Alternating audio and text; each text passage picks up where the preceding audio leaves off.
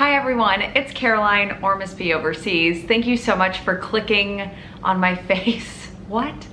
And joining me for another video. Today I'm gonna be wrapping up all of the books that I read in November for my November wrap up. I'm gonna be super transparent and honest up front. I had a supremely mediocre reading month in the month of November, which is not to say that I didn't enjoy some of the books. I definitely did. I got a certain amount of enjoyment out of some of the books that I read. Others I moderately enjoyed, and then there were some that I'm just like, what? Why? How? I don't really know how to start this out. I guess I'm looking at one right now. Please hold. Okay, let's just go ahead and get this one out of the way. The Stand by Stephen King. This has now been in my October TBR, my October wrap up, my November TBR, and now it is in my November wrap up. No, I am still not done with it. I have this much left to read in it. There will be a vlog coming out about me reading this book and this book only, so keep your eye out for that. I guess I'm not gonna waste my time like explaining my thoughts and feelings or what it's about when there is a vlog coming out. But spoiler alert, I don't have anything all that positive to say about it. I guess next I'm going to talk about books that I read for this secret TBR style video, which I will link, where I was reading books that had almost identical titles to those of my all-time favorite books. So if you're interested in me, I guess I don't really review them more in depth, but I talk about them more in depth in this video. Just go watch it, or if you haven't watched it yet, go watch it. It is a video that I'm really proud of. The first is Our Town by Thornton Wilder. I actually, if we're being technical, I read this in October, not in November, but I didn't want to spoil it in my October wrap up. This is a play, a fairly short play. It's a play in 3 acts, kind of like modern Americana, I guess, and it focuses on this one small town in New Hampshire, I think, and just kind of the lives of the people in this town that like span their lifetime and how their decisions influence and impact one another. I am not someone who reads plays ever, especially not on my own. I found this really, really enjoyable. I really enjoyed the message about how we can impact one another. Really, really enjoyed the narration style of this play. The main character and the narrator of these people's lives is this character called the stage manager. That's this all-knowing, breaks the fourth wall constantly kind of thing type of narrator, which I really love. Every now and then he would become these different small side characters within the play. So he was within the story and then he was without the story. I guess it feels funny to give it a star rating since it is so short and it was a play, not necessarily a book. But if we're going based off of enjoyment alone, I guess I'd go like 3.5, 3.75. I always say that I don't like decimal rating, but I'm pretty sure every single book in this wrap up I'm gonna give a decimal rating to. So prepare yourself for that. The next book that I read for that video was Other Words for Smoke by Sarah Maria Griffin. This is a young adult spooky contemporary. Is that a genre? If you know, you know. It focuses on these 2 siblings. They're twins, actually, I think. And these 2 separate summers of their teenage years that they spend at their aunt's house. And this house is definitely not as it seems. It's haunted or possessed, I guess you could say.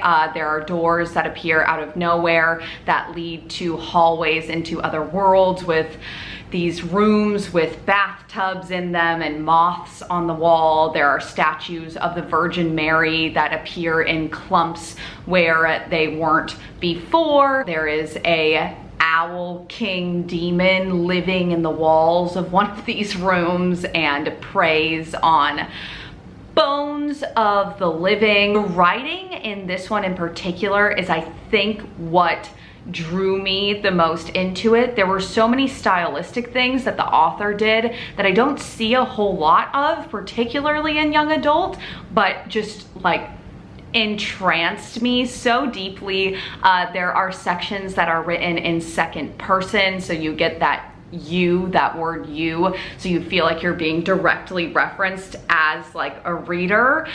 There are footnotes from this unknown narrator that provide the perfect amount of like spooky tension building atmosphere. It's a really good like dreary November read. So I'm really glad that this video brought me to it. I think I'm gonna give it a confident, solid 4 stars. Really loved it. Would love if I could find more spooky YA contemporaries that kind of fit this mold, because I really enjoy them when they work for me. The third book that I read for this video, I am going to spend as little time as possible talking about, just because I don't really have a whole lot to say about it. It is I Am the Clay. This is a historical fiction about this couple that has to flee their small Korean village because of war, and as they're fleeing it, they come across this young boy that they kind of take under their wing. It's one of those circular plot stories where the plot begins with them fleeing the village and then it ends with them coming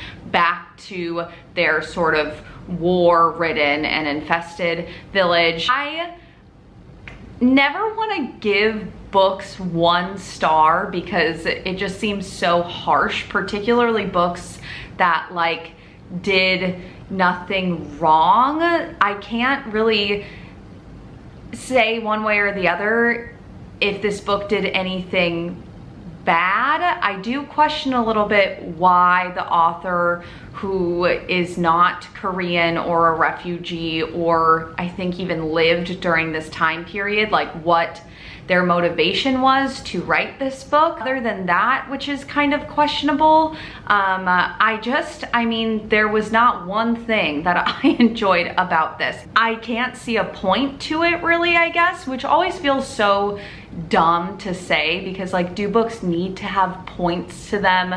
No, I've definitely read books that are like stupid and trash and I have absolutely loved and given 5 stars and they haven't had a point to them. But this one, I just really, like, I got no enjoyment out of it. I'm not gonna recommend it to anyone. Like, I am begging you to not read this book. 1 star, I guess. Moving on to the final book that I read for this video, that being Daughter of Smoke and Bone by Laini Taylor. This is a YA fantasy, and then as far as like subgenre of fantasy, I guess the first, I don't know, the first 2/3 of it are urban fantasy, and then the last third definitely gets higher, more fantastical fantasy. It focuses on our main character, Karu, who is an art student in the Czech Republic, and she is a seemingly normal girl, except that she has bright blue hair, and she is also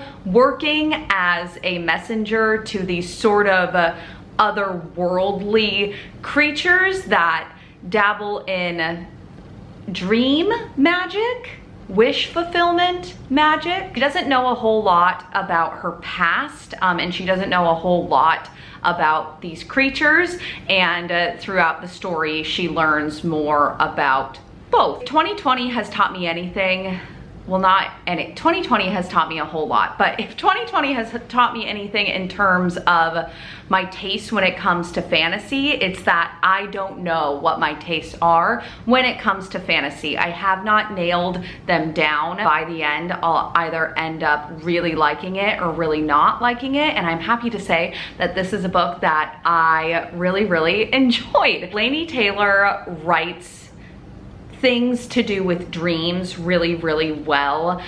I at no point had any idea what was going to happen next, but in a good way. I will admit the last third of the book, where it got a bit more fantastical, it lost me a tiny bit, but by the end I was back in and with it. Like a twist in here, and if you've read it, you know what I'm talking about. I've never read that twist in YA fantasy, so that was really fun to read about. It was atmospheric, the characters were really stupid, but I am also really stupid, so I enjoyed reading about them. I think that between this one and then her other YA fantasy Strange the Dreamer, I'm definitely more likely to pick up the second one in that as opposed to this. But I am not mad at all that I read this.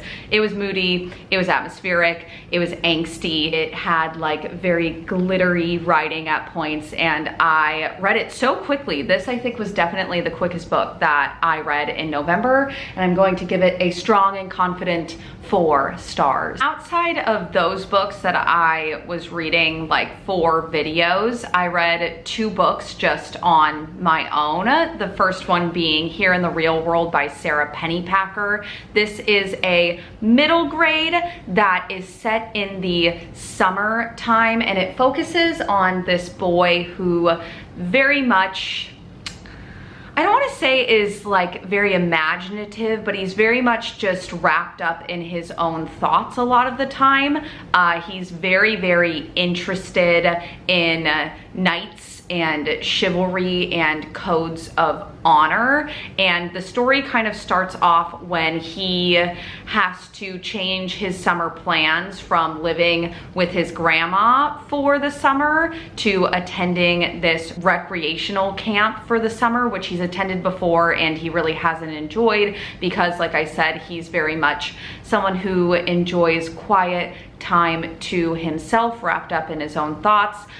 So the hustle and bustle and loud rowdiness of a summer recreation camp really isn't for him. He ends up finding this abandoned church site that's next to the summer camp, and it is there that he meets this other young girl who is very much not wrapped up in her own thoughts. She is very grounded and very much a realist. So the book kind of explores their relationship, and then it also explores them renovating this old church site. They each are interested in kind of saving this abandoned church site for different reasons. It's hard for me to nail down my enjoyment factor with this. At no point did I not enjoy reading this, but I also kind of felt like the whole time I was just sort of taking things in at a surface level, and I question how much middle grade readers would enjoy this. I'm not doing a good job at conveying my thoughts and feelings well. This definitely did have the tone that I, as a reader, particularly enjoy in middle grades, where it's very kind of melancholy and slow. There were definitely things that worked for me with this one, and then there were definitely things that kind of just I took in at a surface level, so I'm gonna go with 3 stars for this one. And the final book that I read in the month of November, I actually just wrapped up last night, mere hours ago, so it's fresh in my mind, and that is The Bear and the Nightingale by Catherine Arden. This is an adult fantasy. It's a beautiful literary fairy tale. I'm gonna steal what the blurb on the front cover says. There are definitely fantastical elements to it, but those elements are very fairy tale-esque. Setting is this Russian-inspired village that is always cold, always snowing, and the plot focuses on the life of this girl named Vasya pretty much from the time that she is born, and then it follows her as she grows up. I'm gonna have a really hard time explaining anything more than that with this one because I'm gonna be honest, I was just so confused for the large majority of this book, and this goes back to I never know truly if I'm going to enjoy a fantasy or not. This is a book that I have wanted to read for a long time, and it makes me so upset that I didn't love it like I thought I was going to, especially because I picked this up this month because Meg with Books is running a Winter Night trilogy read along. So I picked this up thinking that I was going to love it, and I really, really didn't. There's so many things that I think I just went into this expecting and then I didn't really find. For some reason I thought that this was going to have a layered story element to it, like have a story within a story kind of thing, which I guess it kind of does. Like, there are stories that Vasya gets told as a young girl, and then she kind of finds herself living these stories later on, but I don't know, that didn't really work for me. Everyone says that the writing in here is so atmospheric, and it is, but it just didn't, like, I didn't find myself drawn into it. It never captivated me like I thought it was going to. I didn't understand any of the character dynamics or relationships. I understood the characters as individuals, but I never understood how they were meant to be interacting with one another. Like, the writing didn't really make it clear, which I know is such a nitpicky thing, but I think that me as a reader personally, I really enjoy when characters are developed by other characters, and I didn't really get that. So once again, we have a fantasy that I thought I was going to love but didn't, and I can't even necessarily tell you why. I feel so stupid. Like, I don't understand why I didn't like this classic, like, universally beloved tale,